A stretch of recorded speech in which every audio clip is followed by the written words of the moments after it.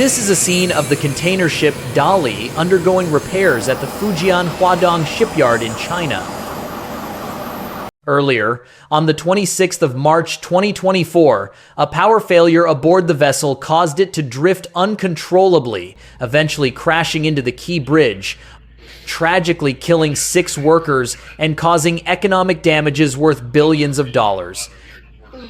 The elision left the ship's bow severely damaged, along with a huge tear above the waterline on the starboard side. The experts recommended that the entire bow of the ship should be removed and replaced. After considering many different factors, the parent company decided to let the ship leave the port of Baltimore in USA, cross the Pacific Ocean, and head to China for repairs. Seeing this, many people will ask questions. With such a long maritime tradition and advanced naval technology, how can the United States not be able to repair a cargo ship?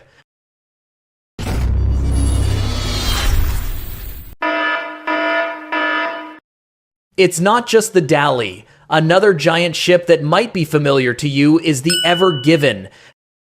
In March 2021, this 20,000 TEU container ship ran aground in the Suez Canal during a sandstorm. It took nearly a week to refloat it.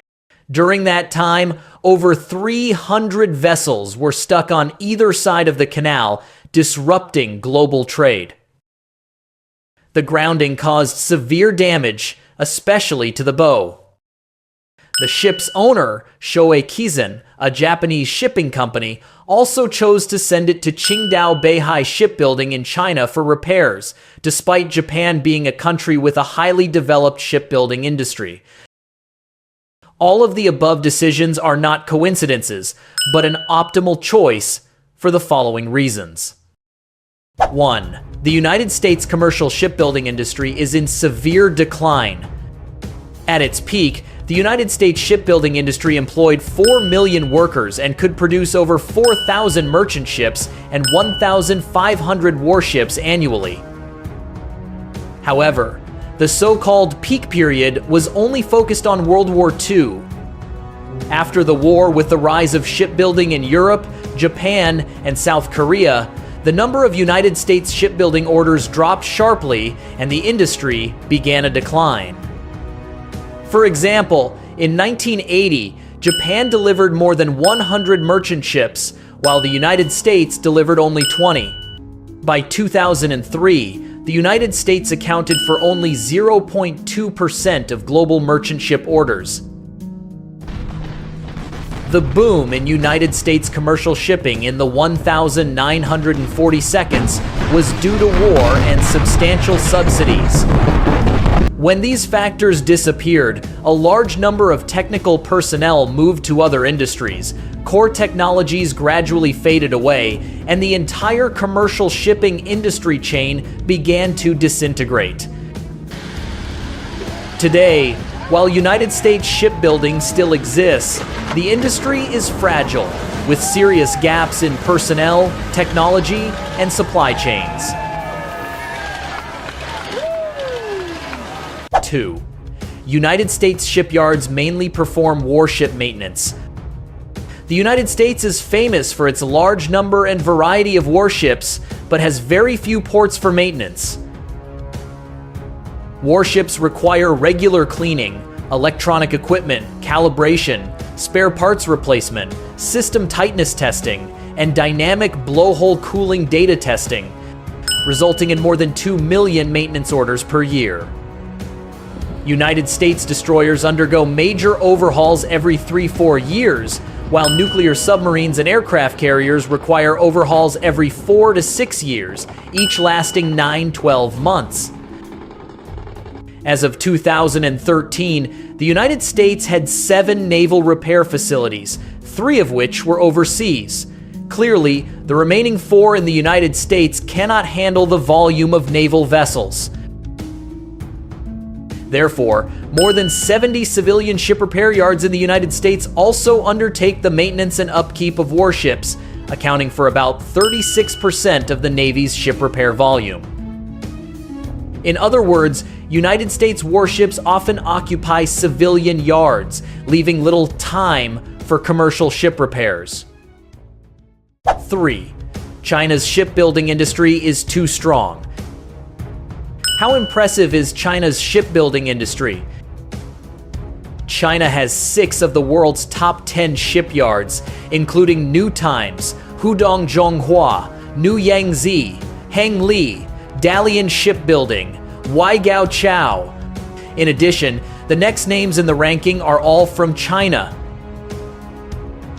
In 2024, Chinese shipyards received new orders with a total volume of about 46 million CGT, equivalent to 1,711 ships, covering around 70% of the global market.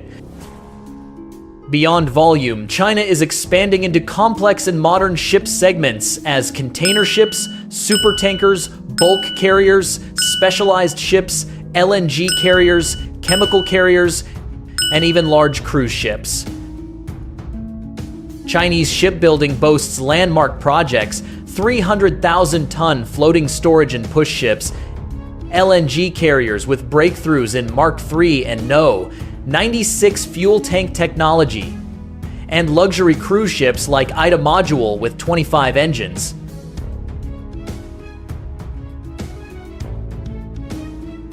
China's advantages include complete industrial chains, short construction cycles, and low costs.